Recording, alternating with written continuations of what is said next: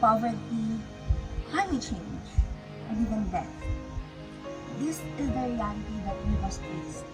And living in a world like ours, it's hard to look into our future. Someone think, is there even a future at all?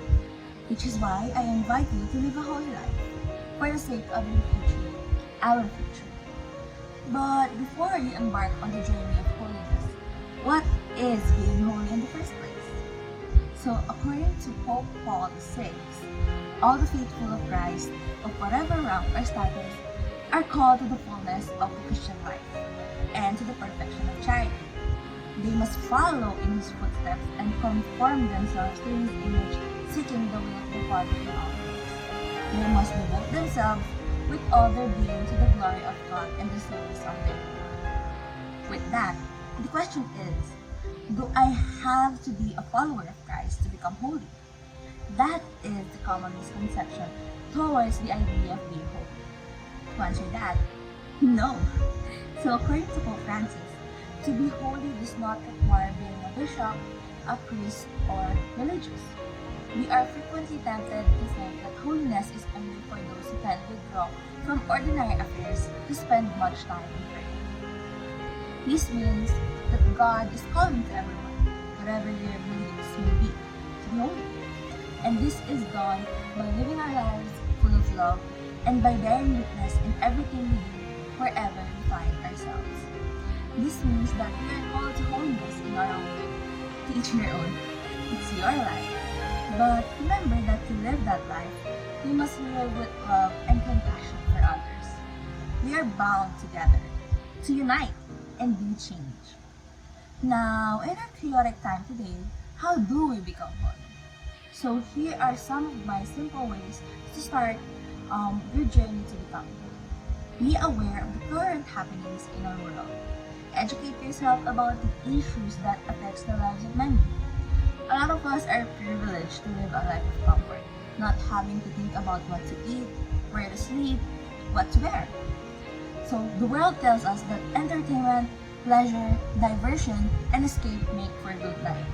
So some are indulged in pleasure that they become blind to the issues that affects the lives of our neighbor, and even to issues that destroys our home. Take global warming for example. On February 28, IPCC warns us of irreversible and toxic global warming. Though reports also suggest that there is still a brief window of time to avoid the very worst. So knowing about both local and international news makes us aware about the things happening around us, and God is calling us to unite to make better changes for our future. Being aware also comes with being vocal. So true justice comes about in people's lives when they themselves are just in their decision. It is expressed in their pursuit of justice for the poor and the weak. Living in the era of abundance in networking and social media, such as Twitter, Facebook, and other social media platforms, have become powerful tools for sharing messages with large audiences without leaving home. So they provide resourceful ways to stay focused and organized around important causes, from joining groups to posting articles and sharing personal experiences. They can help facilitate community building, awareness, and collaboration. Lastly, don't be too hard on yourself. Learn to forgive and understand yourself first before you do unto others.